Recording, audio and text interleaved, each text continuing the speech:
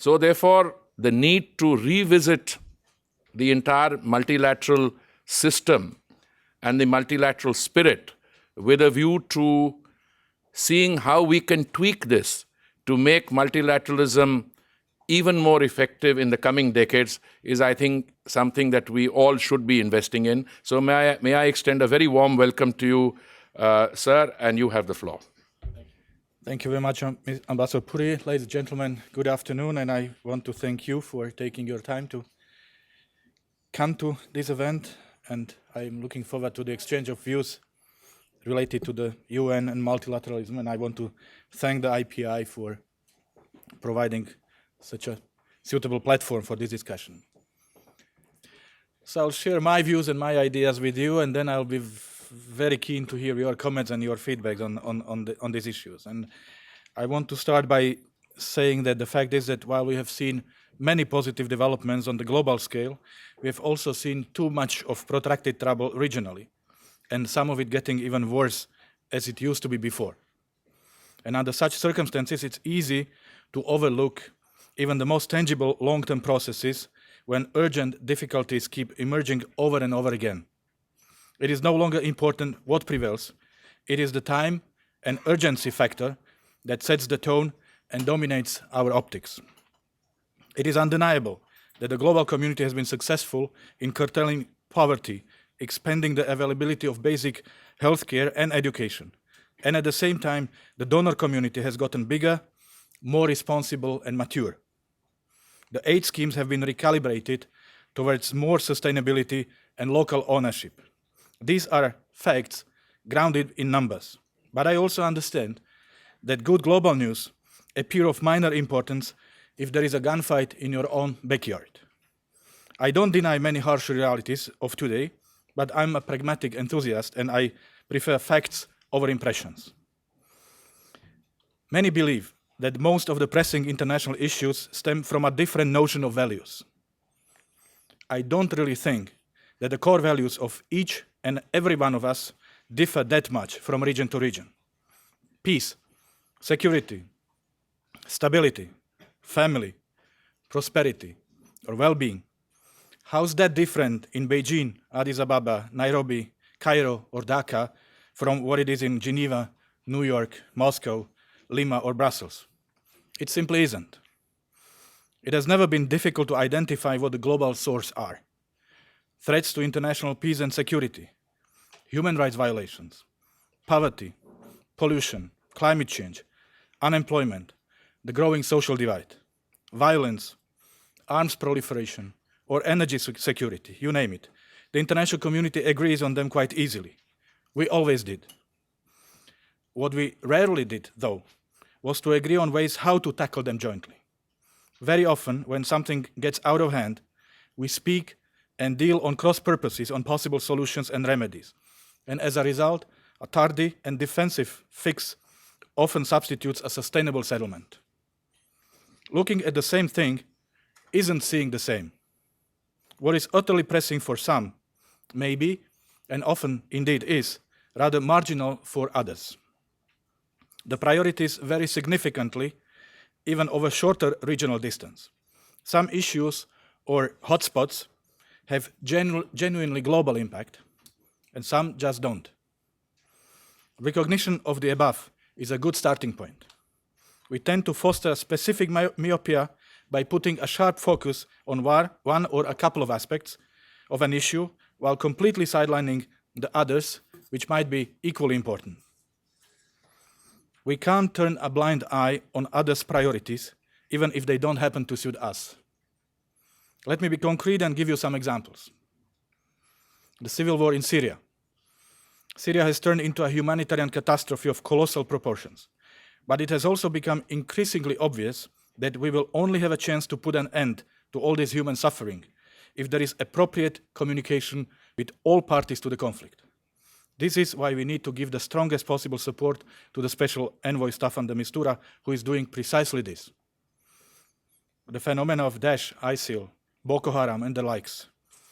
Terrorism can never be justified, and we must combine our forces to fight it. But we should also make a much stronger effort to understand and to cope with the social and economic root causes of this horrible phenomenon. Simply labeling this as Islamic extremism is wrong and completely ignores Islam's own commitment to the values of peace. Next example, disintegrating Libya. Once top headline topic has quickly become yesterday's news. Not that the nature or extent of the issues that trouble the country would become less serious or less urgent. On the contrary, we've just decided to look less that way, haven't we? A couple of months ago, the same could have been said about Iraq, but we have seen a significant progress there lately, which is a great news. Middle East peace process. I dislike the "you are either with us or against us" narrative, which is a shortcut thinking. And the sad thing is that this logic is applied in many other issues, not only the Middle East peace process. If I agree with elements of reasoning of one side, this doesn't necessarily mean I oppose rational claims of the other. There is no universal truth. It's the will to accept this that can make a change. Or let's mention the Ukraine crisis. No doubt, the issue number one for the Euro-Atlantic area, let alone for the European Union, and even more for my country as Slovakia borders Ukraine. A blow to the European post-Cold War order, European security challenge shaken, a challenge to core principles of the UN Charter. Yet, with no intention to play down the magnitude of the crisis, have we asked ourselves whether what's happening in Ukraine is as central concern in other parts of the world as it is for us in Europe? The answer might be smash. I welcome the results of yesterday's talks in Minsk, I have to say here, and let us hope and let us make sure that the commitments made there will be respected. The issue of proliferation, a neat example of how quite a robust set of containment tools might become eroded in a relatively short time. The reason? Simply not enough will to seek general agreement. Nobody wants to take the concession path. It is a story of how superficial stances outnumbered and eventually ruled out the good old common sense, and all have lost eventually. Or climate change and sustainability. Environmental challenges, water management, overpopulation, epidemics, development aid, and human intervention shortcomings. All truly global issues, spanning beyond our lifetimes, an acute everyday reality for millions, but also the bottom part of a list of water attractive topics for a few. So one could easily go on enumerating examples like this. Basically, the way we handle today's multipolar world and its complexity resembles deliberate application of the black and white filter on where the color and the hue sensitivity is an inevitable condition to any potential success. In other words, we often see a rectangle where there is a polygon. Ladies and gentlemen, once the bipolar arrangement, a concept that, with all due respect, bears an inborn West versus Soviet-based interpretation bias, became irrelevant, the world entered a time of big transition. Some pioneer traces of this global phenomena could be tracked down even earlier. Think of China 1978, for instance. Overall, since the end of the Cold War in 1989, more than 40 countries have undergone overwhelming changes. It started with Central and Eastern Europe's complex social and economic transition towards democracy and market economy.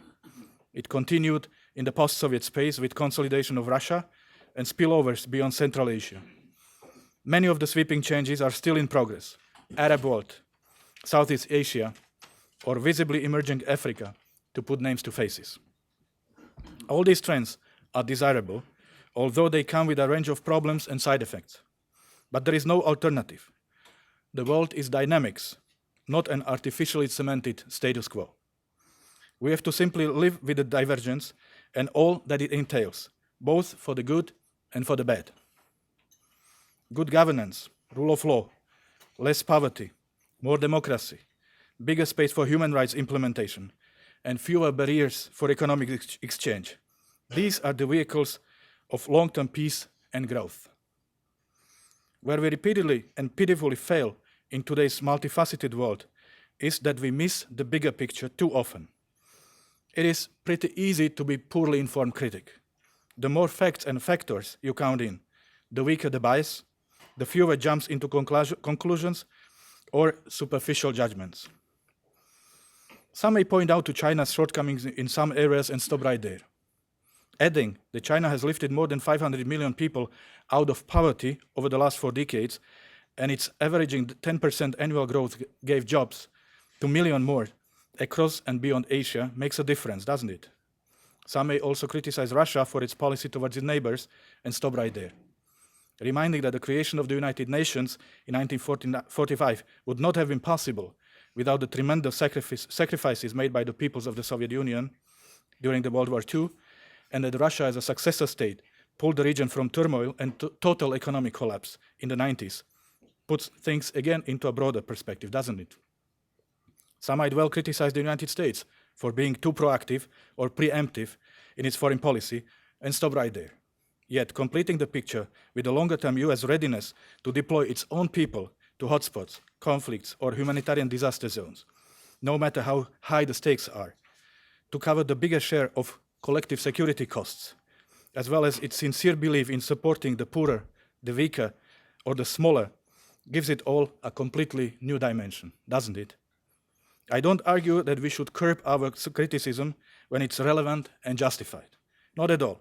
My point is that we should minimize importing our own bilateral issues, our disputes or bad sentiments when it comes to addressing issues of global importance, even if it's a marriage of reason.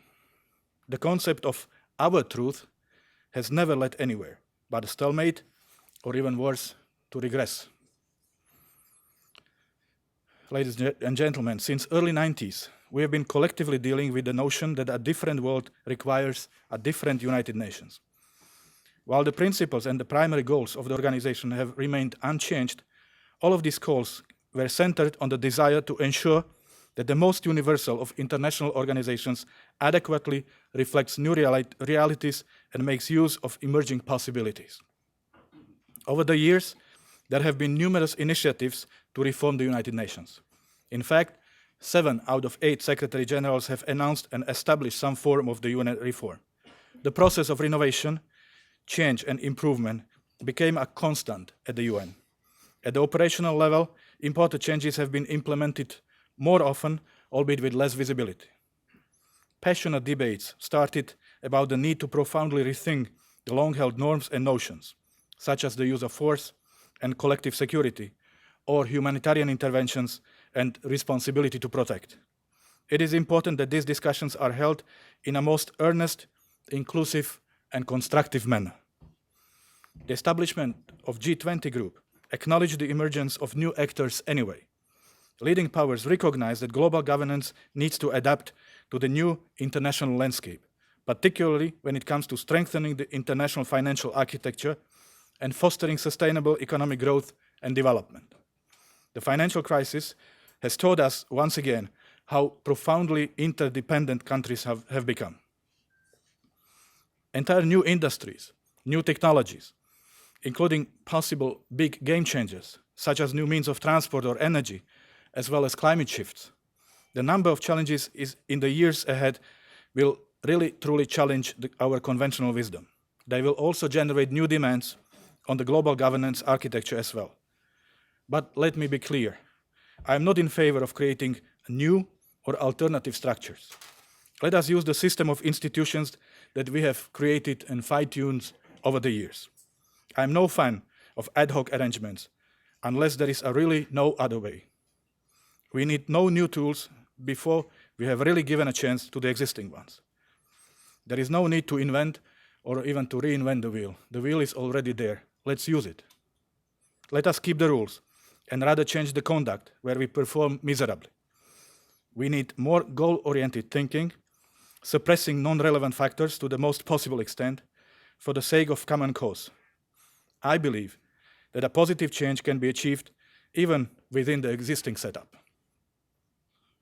The United Nations organization is and stays the cornerstone of the international order, the most effective way of multilateral diplomacy and various other formats, the only forum where the broadest possible agreement can be achieved, and the only establishment that can face global challenges that no other grouping of states can, no matter how broad or how strong.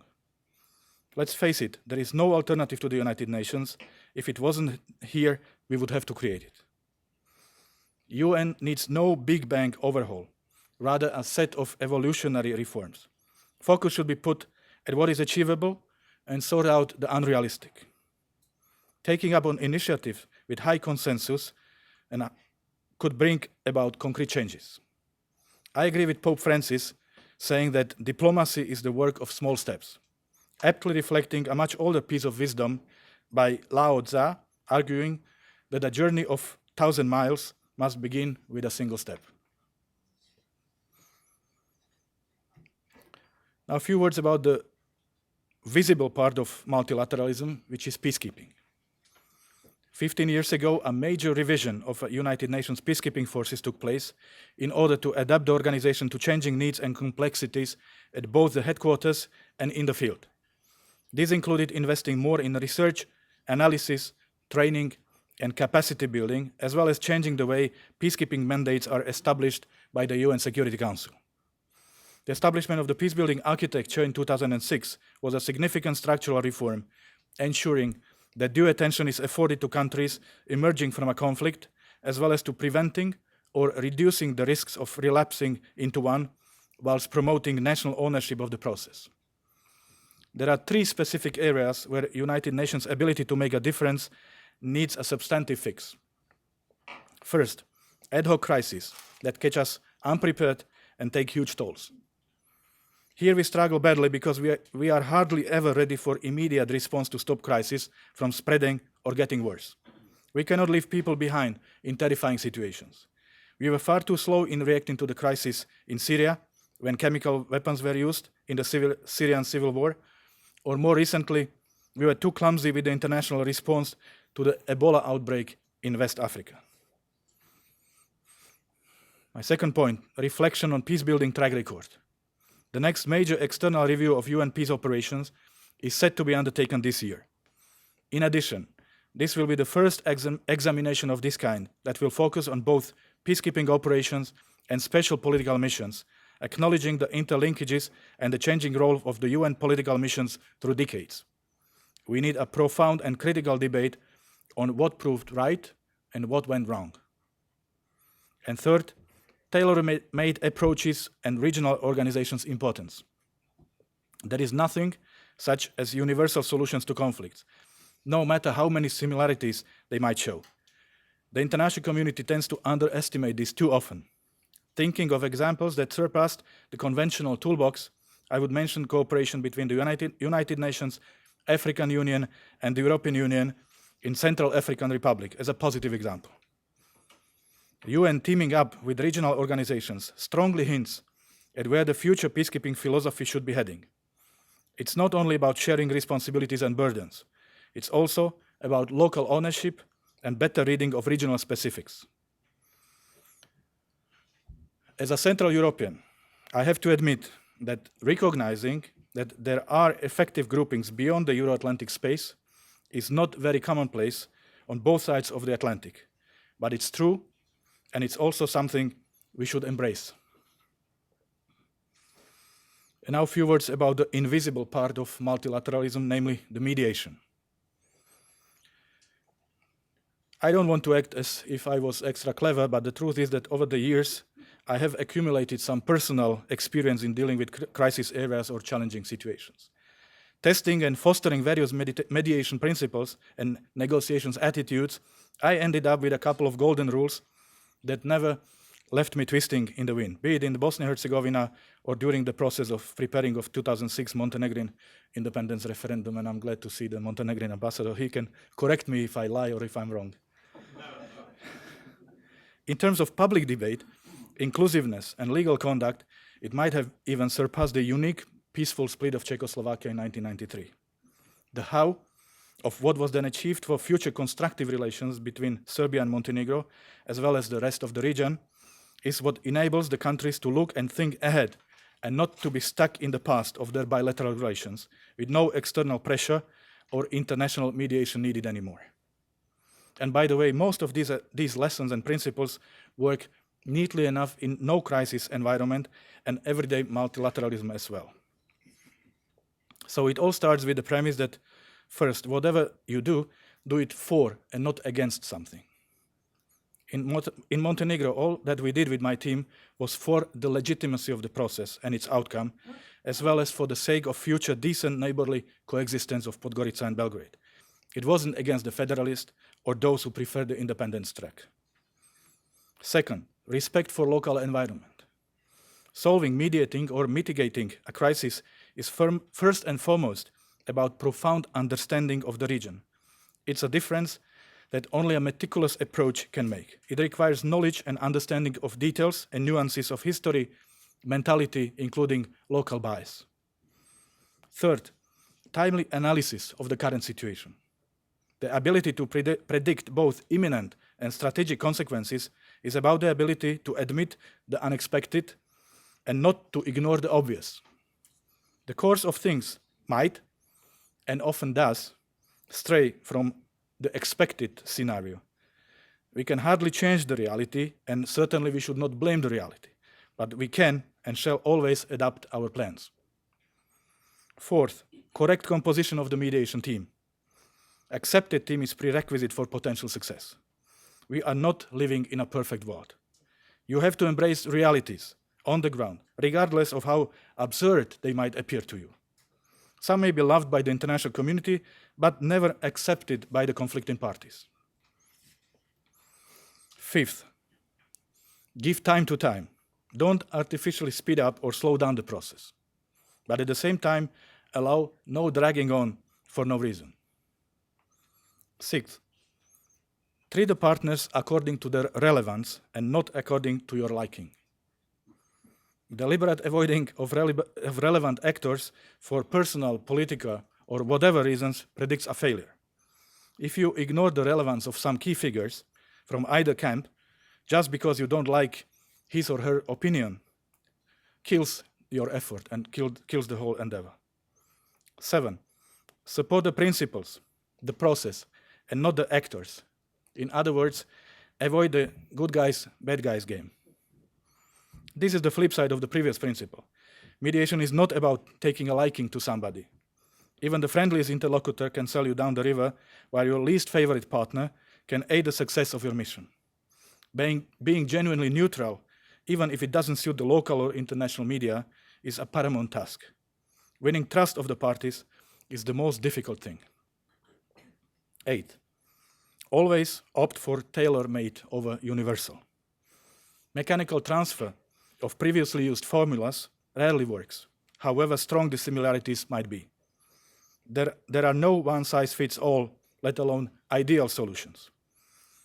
In Montenegro, for example, the key element that prompted protests at the beginning, but proved to be right in the end, was the introduction of the supermajority threshold. The independence was conditioned by 55% of votes in favor out of those participating. In the end, it boosted the legitimacy of the entire vote, and with the final turnout of 86.5%, left the society much less divided. Looking back, choosing a tailored arrangement was the best we could do. 9. Proceed from more simple towards more difficult and build a feeling of local ownership. Going through every single element of each side's position or claim, including the most difficult ones, paves a way to find the least common denominator. It's the small and continuous progresses that bring the parties closer to mutually acceptable compromise and create a feeling of local ownership of the process, along with increasing mutual understanding. And finally, 10, keep the unity and support of the international community as much as possible. Investing time into keeping all key external players on board and informed pays off. You cannot succeed unless the international community knows and supports your actions.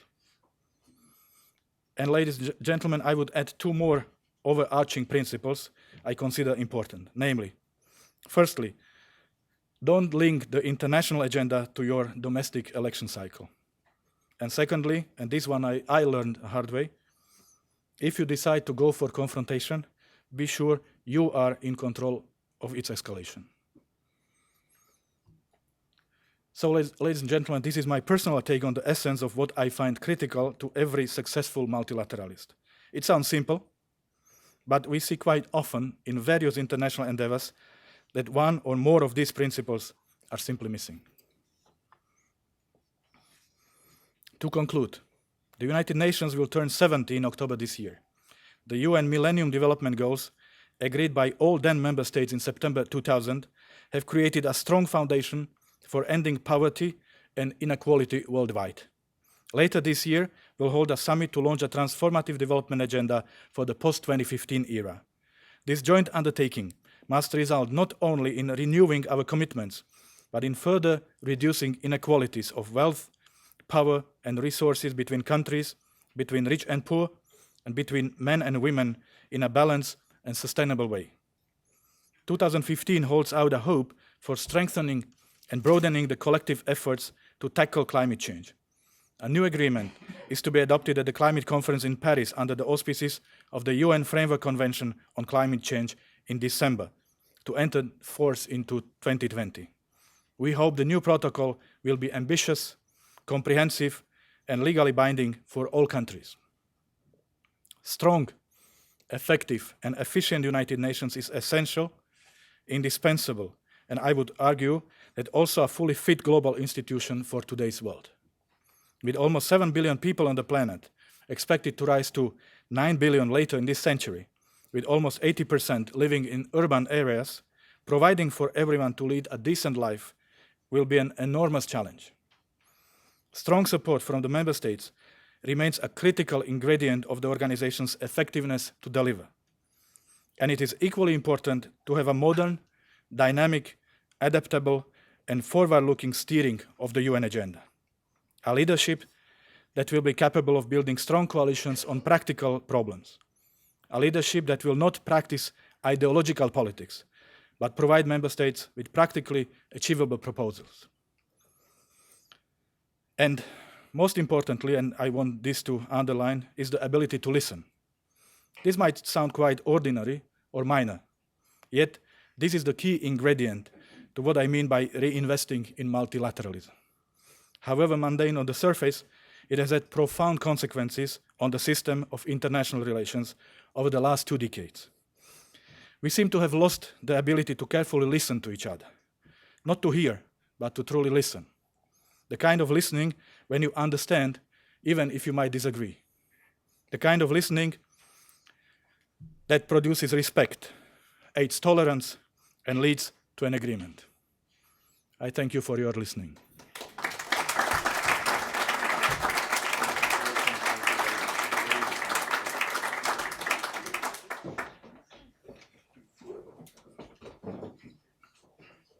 Minister, thank you very much. You've covered a very wide...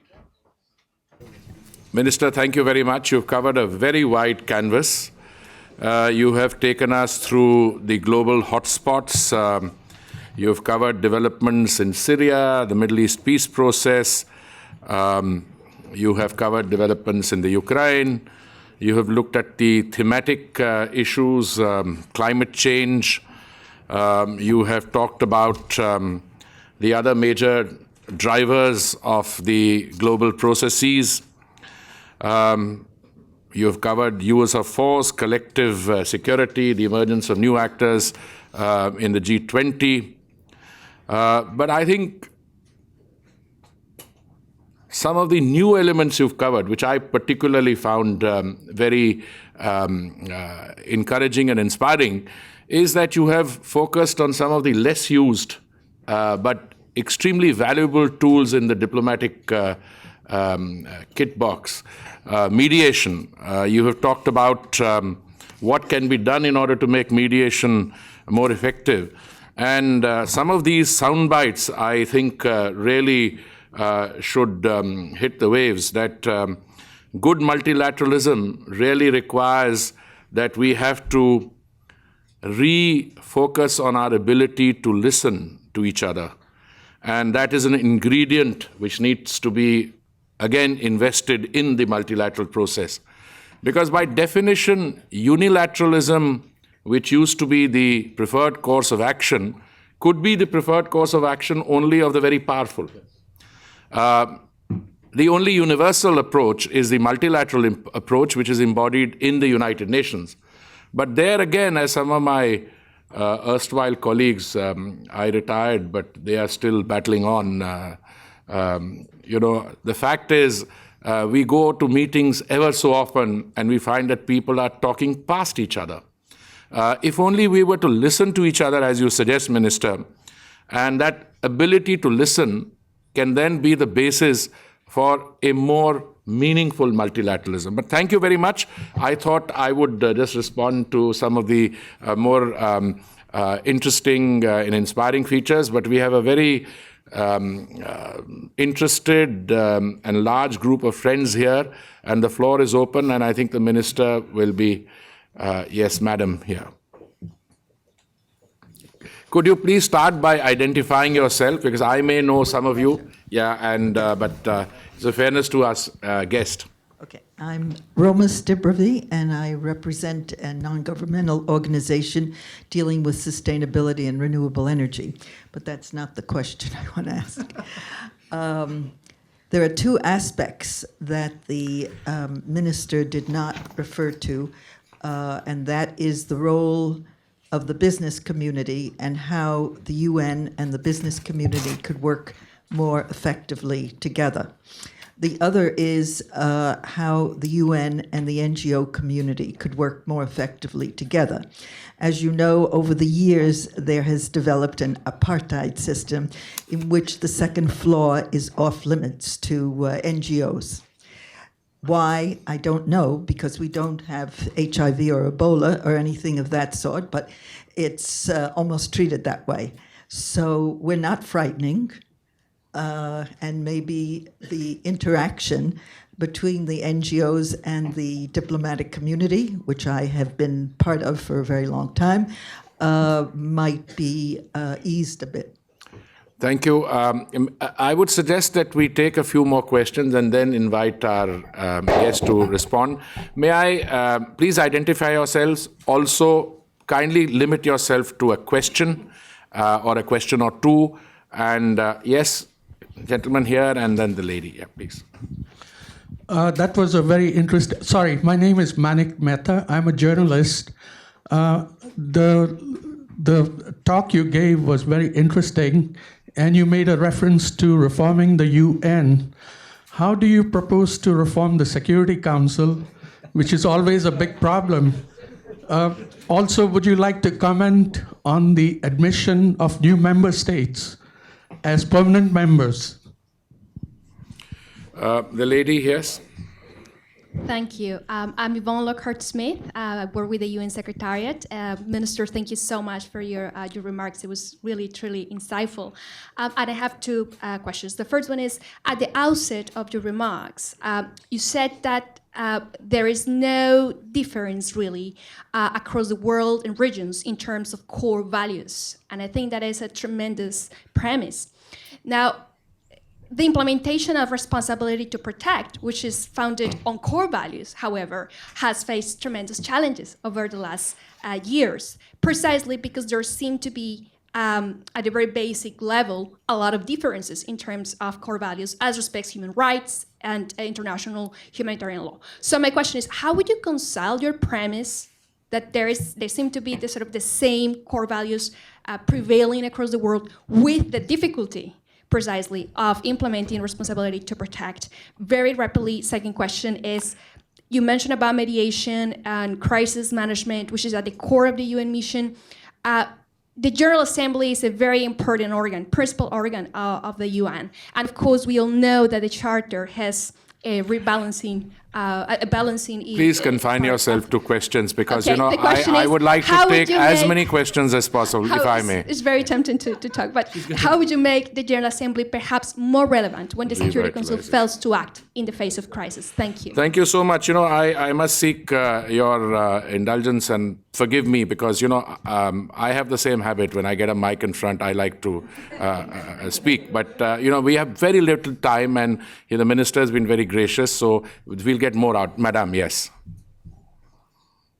Excellency, I'm the permanent representative of Hungary at the UN. Welcome. Thank you very much for visiting us. And congratulations to the yesterday conference as well. I was, although there only at the beginning and at the end, but I had the chance to listen to you. That's the most important part. Yeah, it was a very inspiring speak, I must say. I especially enjoyed your personal experiences. That was really wonderful. I have one question. How do you see the role of women in peacemaking and peacekeeping and in conflict resolution? That would be interesting for me to hear. Thank you very much. Thank you.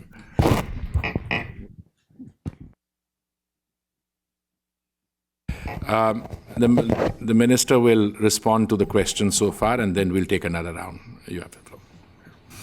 Thank you very much for your questions, and they are very much to the point of today's agenda of the United Nations, so I'll try to offer my views on them. First, the role of the NGO community. I think it's extremely important to have the NGO sector as our partners, because they address a different audience.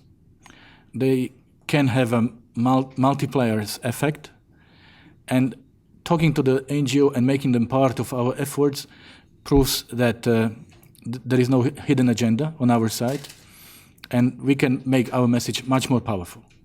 We have an excellent, I must say, cooperation with NGO community dealing with foreign policy or development policy in my country, in Slovakia, for years. And this has proved to be really a good public-private partnership.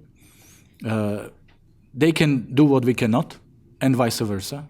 And this mutual reinforcement has proved to be, so I'm not speaking, theoretically or hypothetically, but on the basis of our practical experience, this has proved to be a very efficient way of conducting our policies and achieving our goals. So I really believe that there should be, there should be no barriers. There should be greater openness to the NGO community, because I really believe that we pursue the same goal. Business community, it's. I understand that this is an issue which is being discussed right now.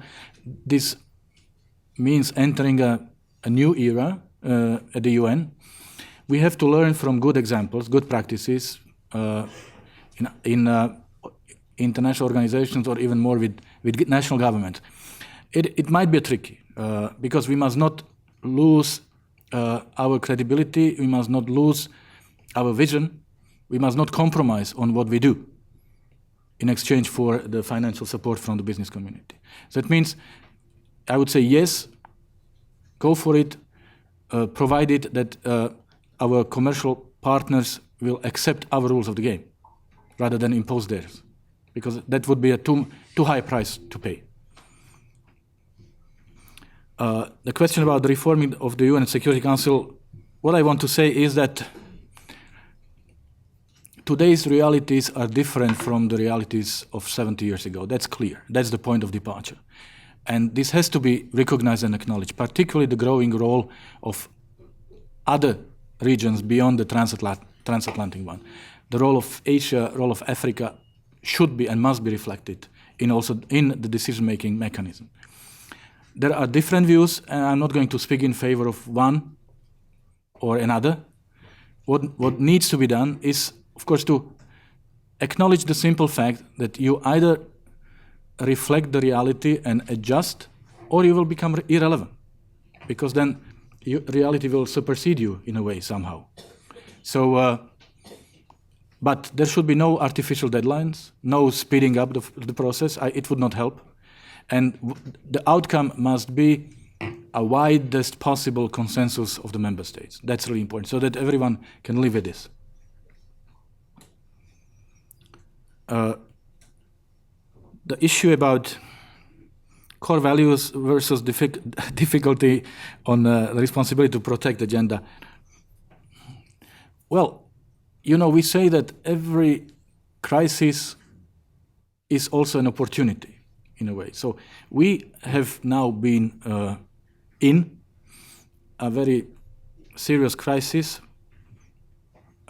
namely the situation in Ukraine and around, that has changed the post-Cold War arrangement.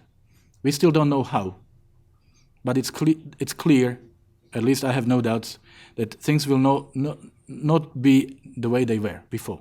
So Ukraine will be different, Russia will be different, our relationship with Russia will be different.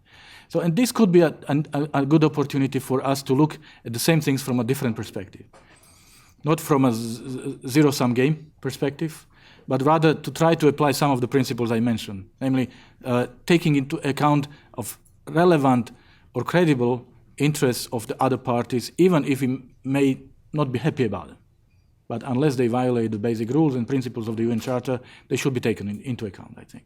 It must not be seen as one party winning over the other. And the role of the General Assembly, well, General Assembly is relevant, so I believe the question would be how to make it even more relevant, because I would disagree that the GA is not relevant. And it's about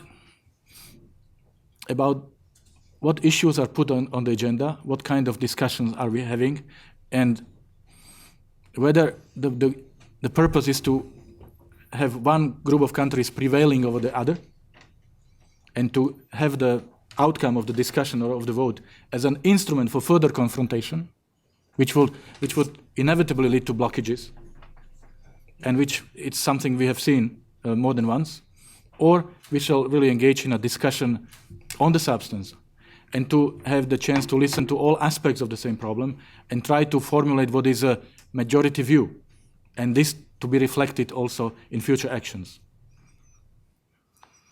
And the role of women, well, there should be no discrimination. That's clear. I am not very much in favor of any artificial formulas or quotas, but it must be clear that simply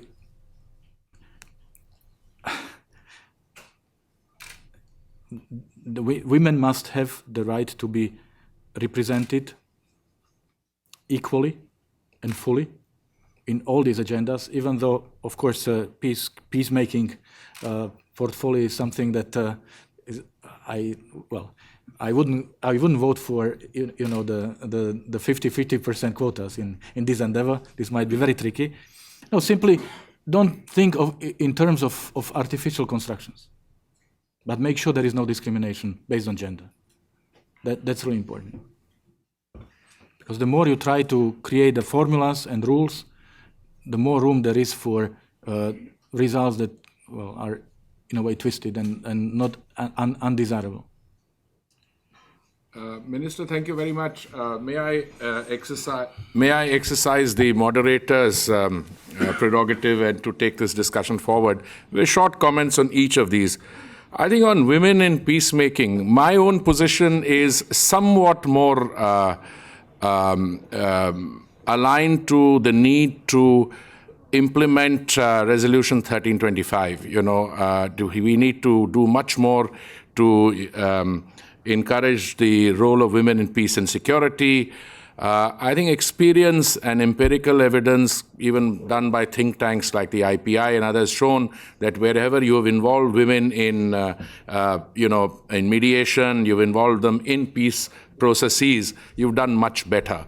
And there is a reason, but I think that's something that we have separate discussions on, and I have no, personal hesitation in saying that, I've been completely co-opted on that feminist and women's empowerment task.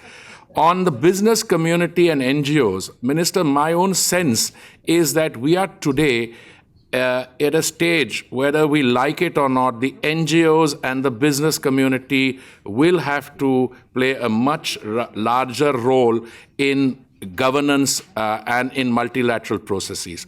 We have through the UN the Global Compact, and some of the work which we are doing for the Independent Commission shows that the best practices which you referred to and those support for certain UN causes is very well defined. And I think we need to do more to encourage the private sector and corporate entities to support those more, those accepted UN causes. NGOs, I entirely agree with you. I myself come from a country where, frankly, if you ignore the NGOs and civil society, you will do that at your own risk. So, on reform of the Security Council, I really admire the caution with which you tread.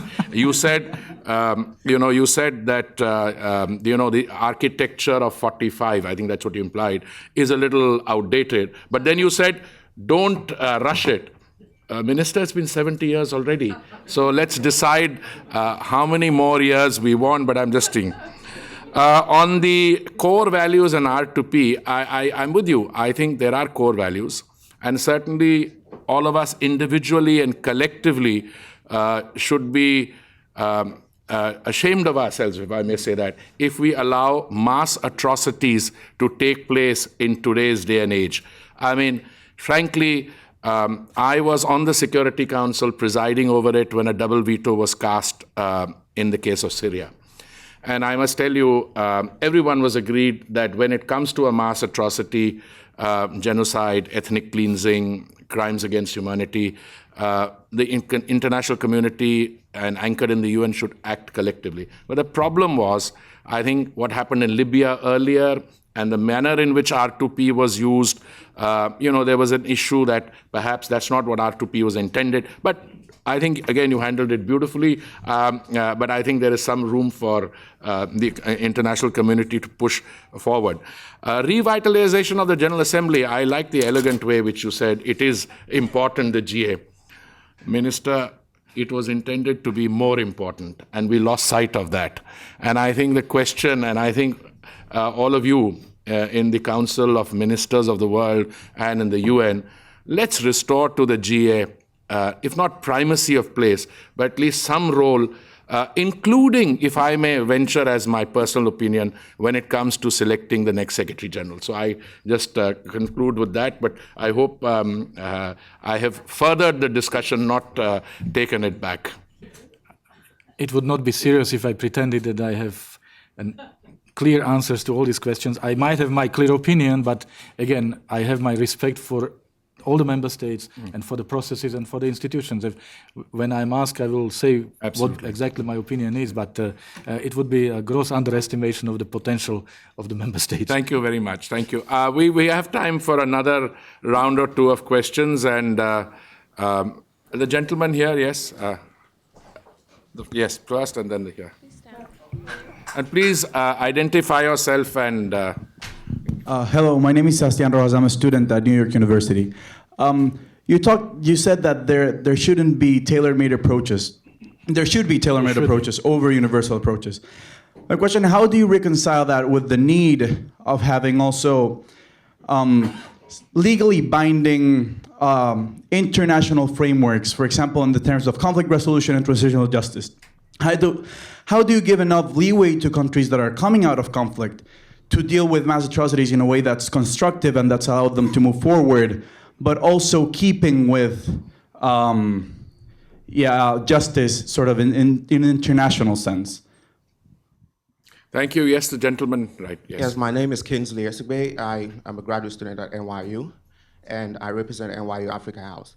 He asked an aspect of my question, but the other side to the question that I want to ask is, what is the role of we the millennials with the role of? We the millennials in forging peace, global peace. And you talk about the fact that Millennials, generation. Millennials, okay. My generation of people. Yeah. Is there hope for us? Or do we bring the hope that the world needs in forging peace?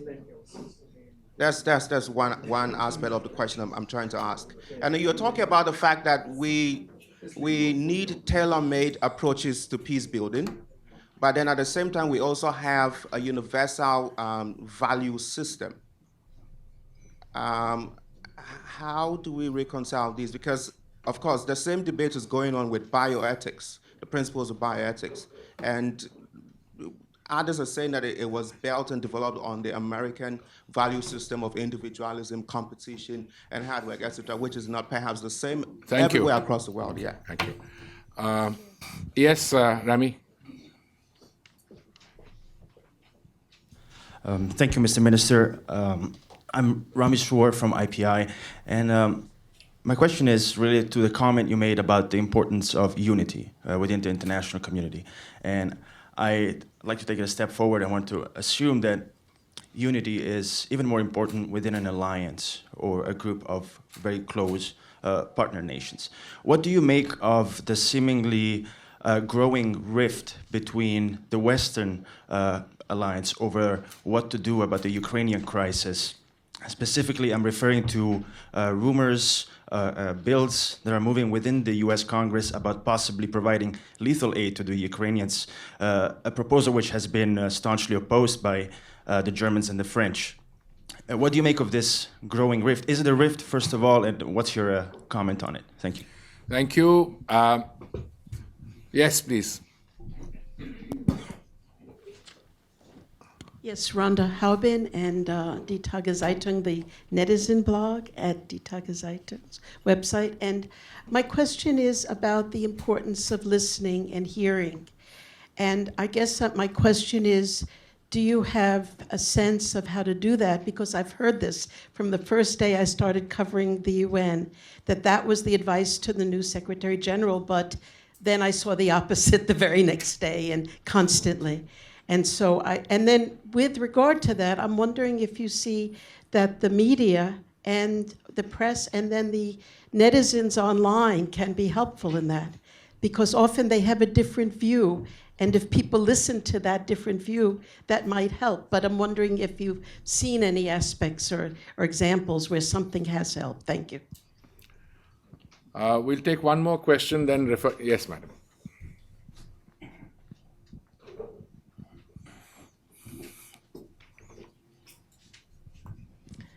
My name is Sally Cater, and I represent the U.S. Federation for Middle East Peace.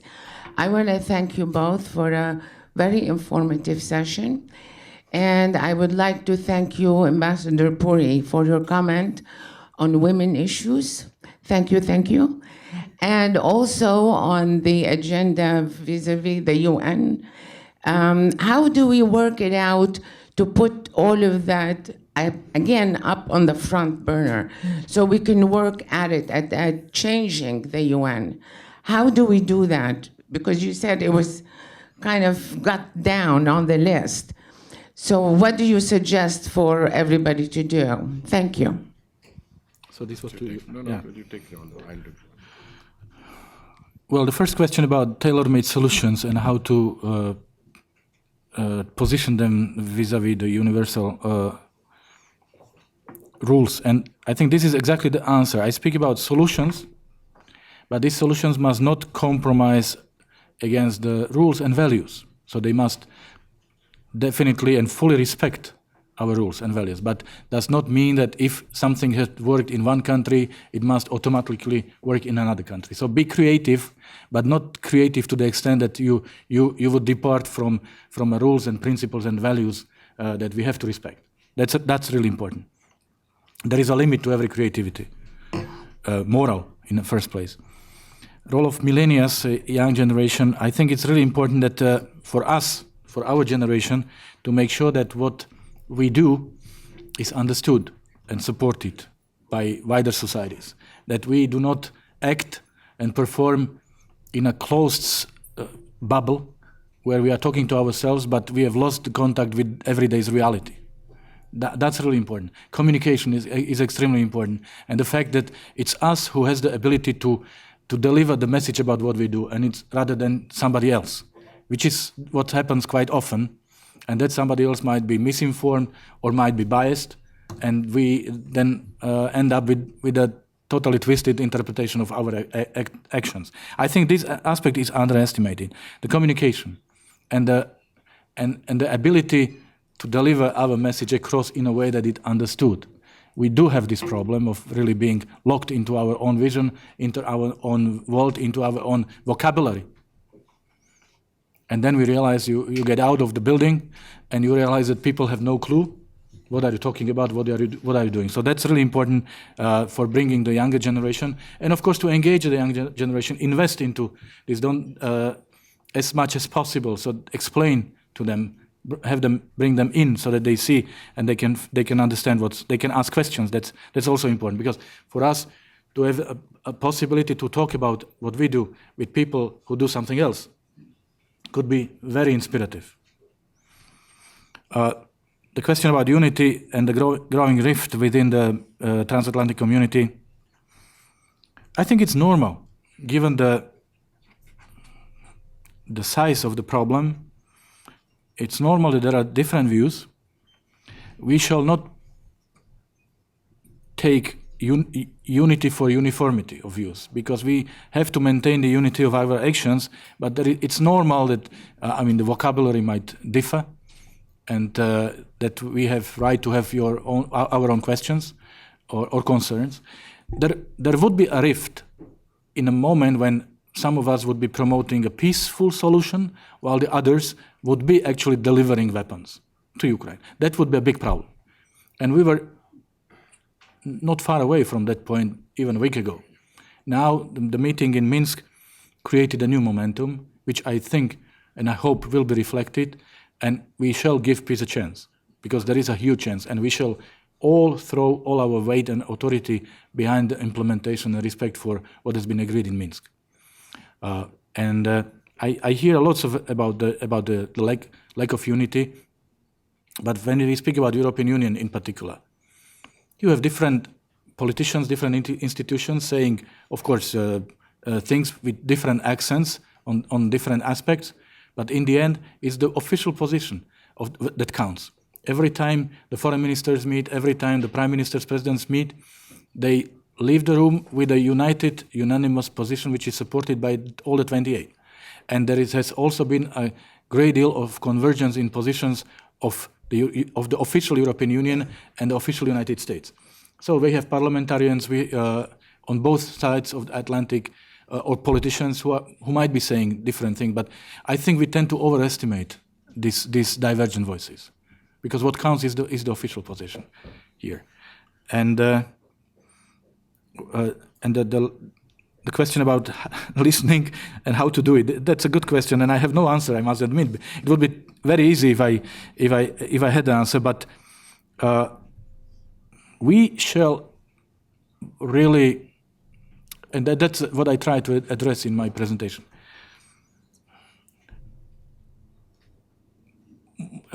We are finding ourselves many times in a position that can be described as, if you have a problem, you are a problem, which is very bad. I mean, partnership means that we listen to each other, and if you are a problem, that does not mean you are no longer my friend. It means I ask you about why you have a problem, what's your problem, and I try to listen what you are telling me, and maybe I can adjust my initial proposal. And we don't see enough of this approach lately, unfortunately. So this needs to be done. I mean, listen to each other, particularly if we are partners, colleagues, then we have to have the right to express our concerns or provide a different perspective on the same issue. And I think we can only win, all of us, from it. So forget about you are either with me or against me, because this will get us nowhere.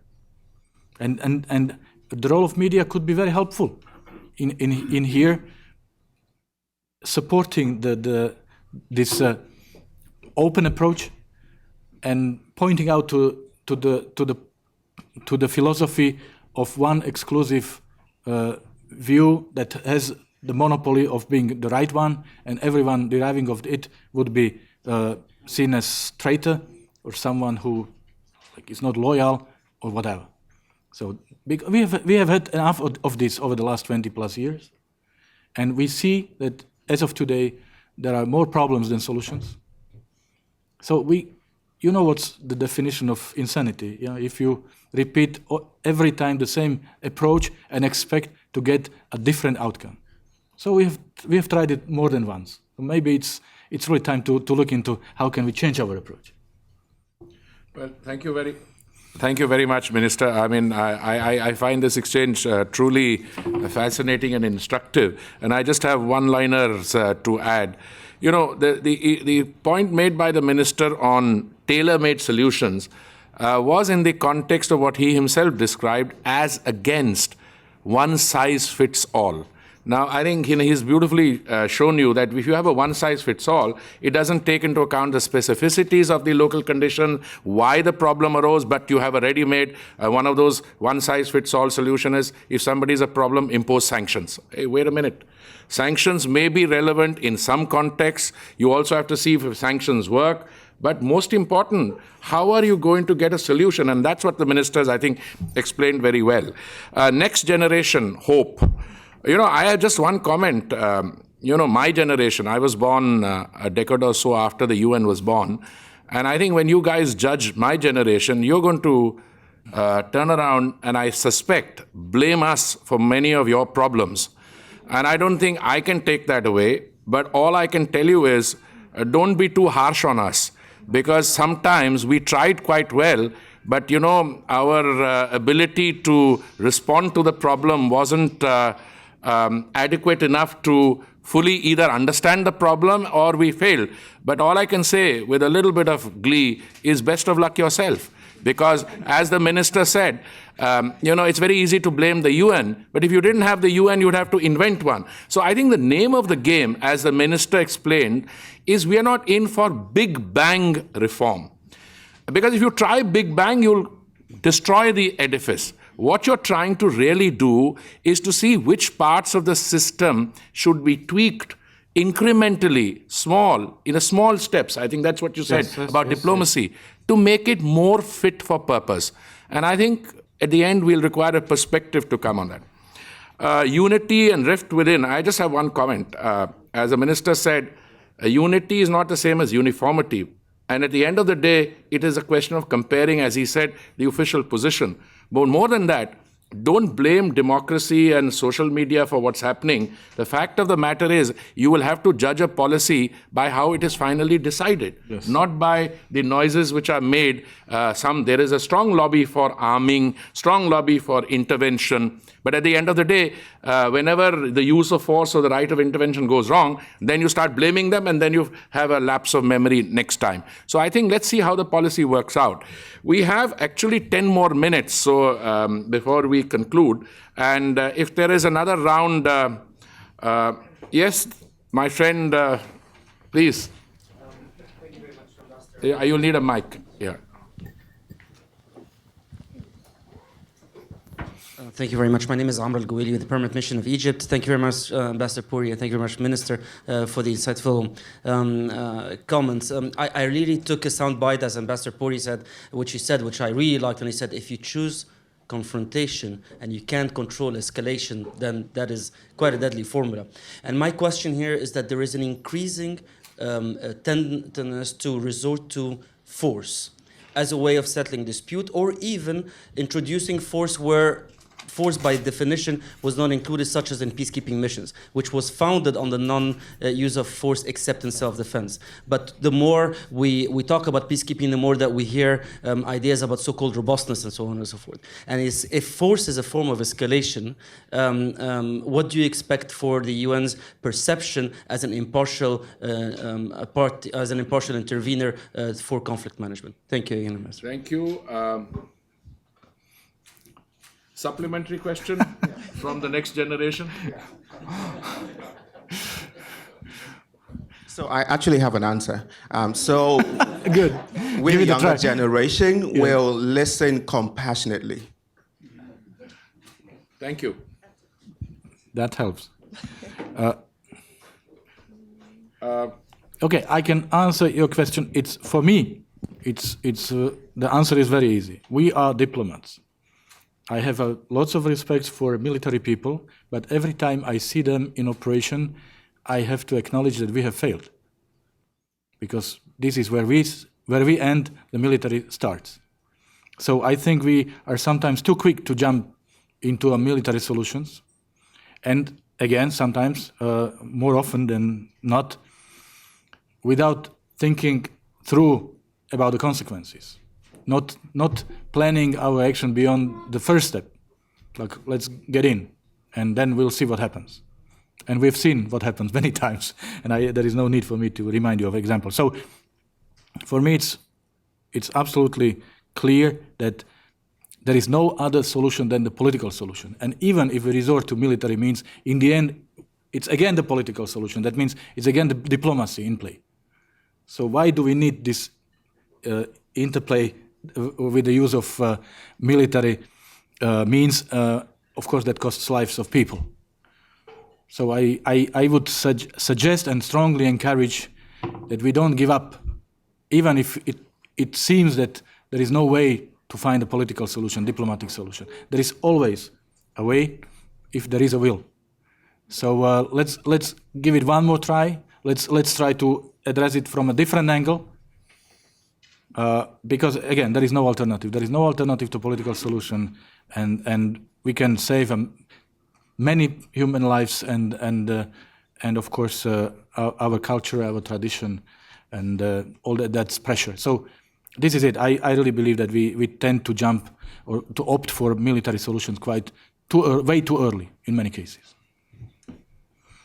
Well, thank you very much. Apart from whatever else you've accomplished, and a lot in terms of the content of the message you've given, I must also compliment you that we have been able to keep to the timing with absolute precision. And I have a minute or two to thank you, Minister, and I would like to take advantage of that, those 2 minutes to say that I am personally, I find myself completely in agreement with the core messages that you've delivered today. One is the central and primary role of diplomacy. And the last point you made, if I may just take the liberty of referring to it, if after the use of force, authorized or otherwise by the Security Council, if you have to still go back to the diplomat to work out that margin of persuasion in order to get a deal done, ask yourselves one question. Was the situation better after the use of force, or did it get exacerbated and became worse? As a student of history and with 4 decades in the foreign service of my country, I can tell you, whenever force has been used, the resulting situation has made diplomacy just that much harder. Therefore, if we just step back a bit and follow your messages, which I took as, let's listen more to each other, let's discover the true values of the multilateral system anchored in the UN, let us use the existing tools available. Mediation is one which you referred to. There are other things in the Charter which we could have, yes. Before you authorize the use of force, there are pacific means of resolution of disputes.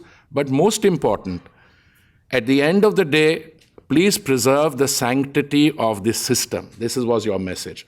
Try and improve the system through such tweaking or such reform as is acceptable and which will then enhance the value of the system to make it, more fit for purpose in the next decade. Minister, may I thank you very, very much for being with us this morning. And let me just say, I wish you not only in your mission as the Foreign Minister and Deputy Prime Minister of your country, more strength to your elbow, but also let me wish you on behalf of IPI all the very best in any other ventures that you might be considering over and above your existing responsibilities. Thank you for being with us, and please give him a big hand. Thank you very much.